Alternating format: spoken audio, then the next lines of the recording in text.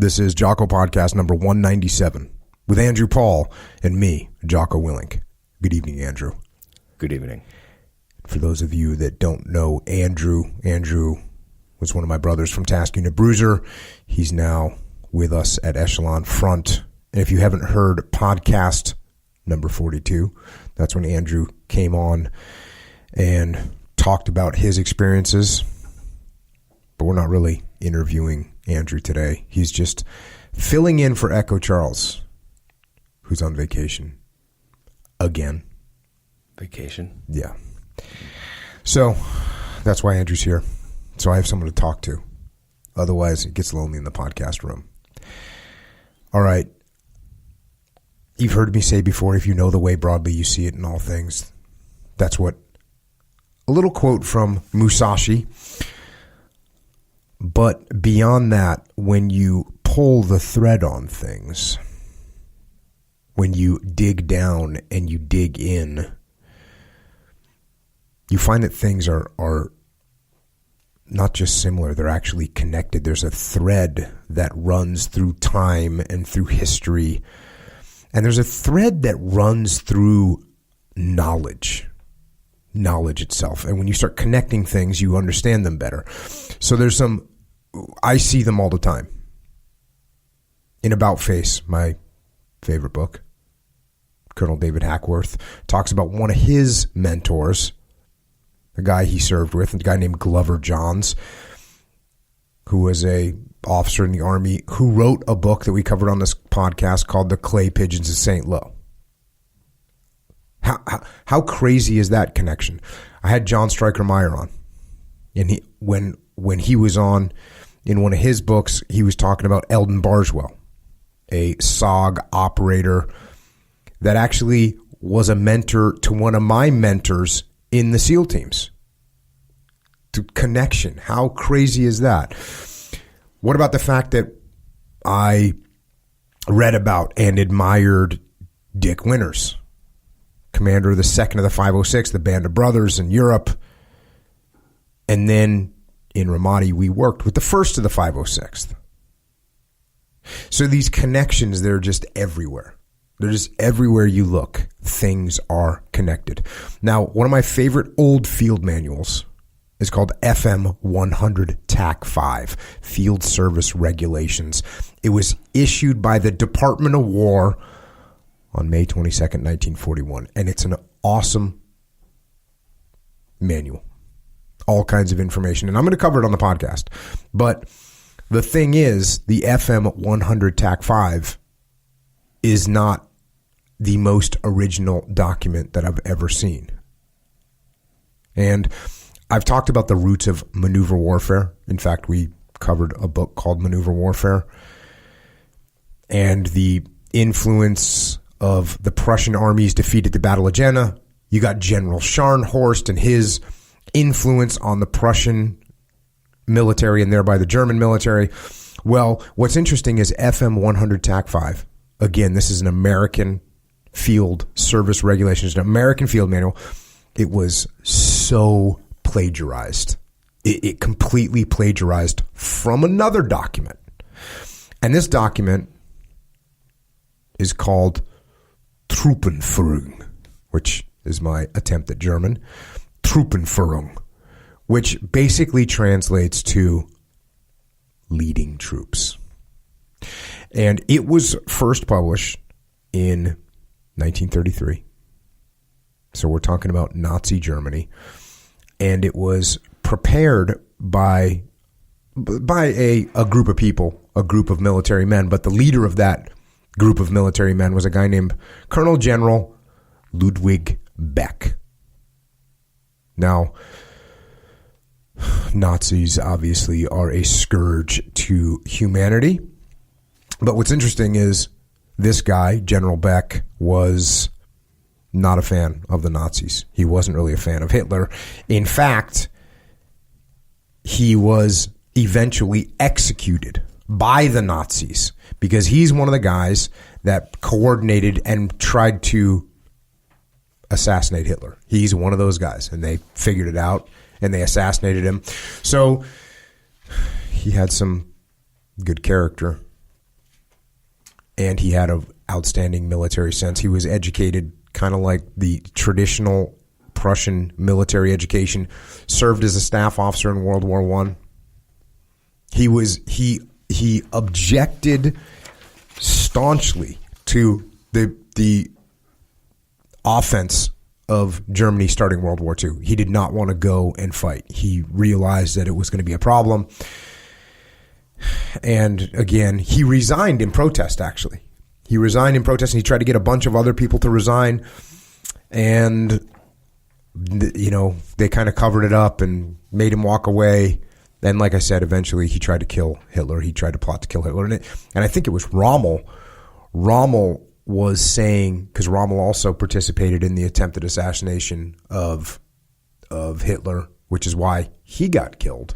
We'll go into that someday on the podcast. I'm sure they came to him and said, hey, you can come with us now and you'll die a hero. Well, you have to kill yourself, but, we won't say anything. Or we're going to send you to court and make you a public scapegoat for everything that's going wrong in Germany. And he chose the former and went out in the woods, said goodbye to his family, went out in the woods and killed himself. That's Rommel. So Beck was executed. But like I said, his character obviously was a little bit, he had some good character traits, stood up for what he believed in. And the fact that this book, Truppenführung, the fact that this book has been so widely copied. The Americans use something based on it. The Brits use something based on it. The Germans still use something based on it. Really kind of reveals his leadership knowledge. So with that, we'll go to the book. The book Truppenführung. Am I getting better at saying that? It sounds good to me. Truppenführung. All right. Kicks off with the introduction. The introduction starts with, the conduct of war is an art, depending upon free, creative activity, scientifically grounded. Is that the way you think of it? I love that definition. Out of the gate. War is art, depending on free, creative activity, scientifically grounded.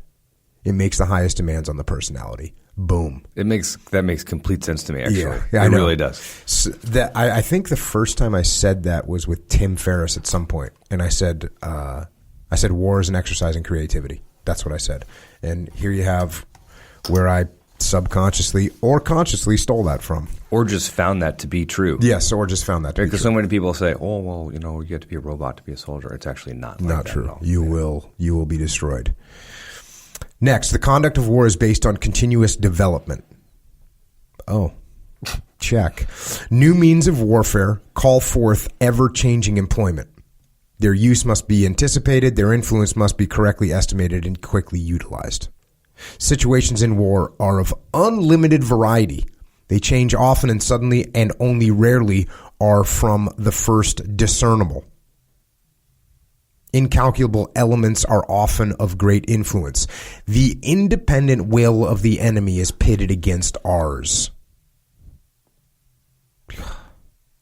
The independent will of the enemy is pitted against ours. Friction and mistakes are of everyday occurrence. So this guy is out of the gate. He knows what he's talking about. Yeah. Every one of these things, he just nails it. But what's always interesting, of course, is that he's talking about war, but guess what? It applies to everything you do in life. Because guess what?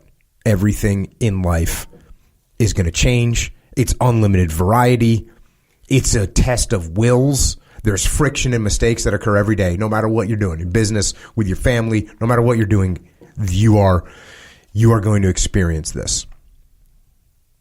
The teaching of the conduct of war cannot be concentrated exhaustively in regulations.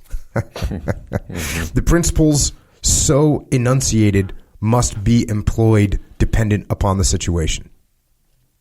So exhaustively, you cannot focus exhaustively on regulations, which again, as you just pointed out, Andrew, that's what people think, that, oh, you're in the military, you just follow orders. No, you have to be able to think. In fact, if all you do is follow regulations, you're wrong. simplicity of conduct, Simple. logically carried through, will most surely attain the objective.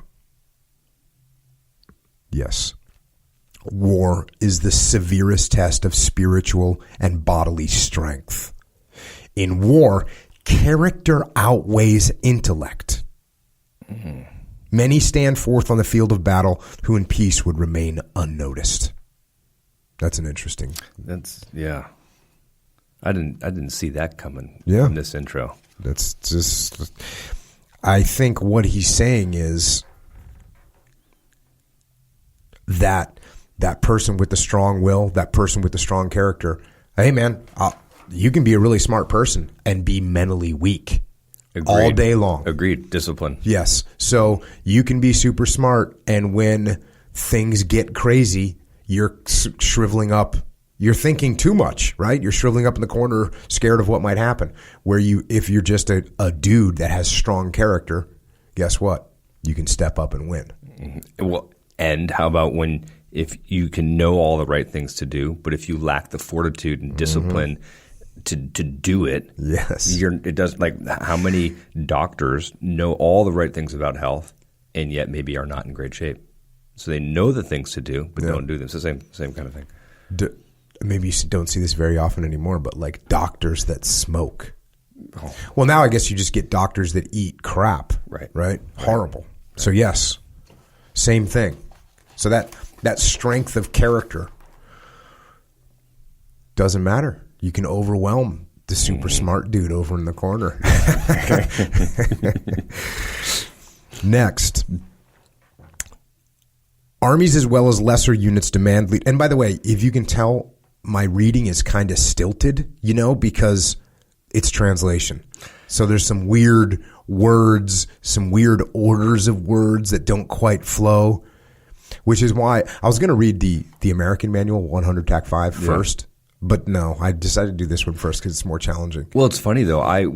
As you've been reading this already, I've been thinking, wow, this is so concisely written, and the words are so carefully chosen. Yeah. And then I thought, wait, no, it wasn't written in English. It was written in German, and yet it's translated so well. Yeah, the American one, I'm going to do that one probably next, but it's even more like to the point. So.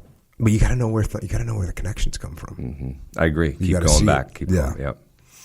So continuing on, armies as well as lesser units demand of leaders good judgment. So here's what leaders need: good judgment, clear thinking and far-seeing, leaders with independence and decisive resolution, leaders with perseverance and energy, leaders not emotionally moved by the varying fortunes of war, leaders with a high sense of responsibility. I mean, really? Yes. Is this not everything I talk about all the time? Build decentralized command here. Yeah, decentralized command. Oh, high sense of responsibility. I think we might call that extreme ownership. Right.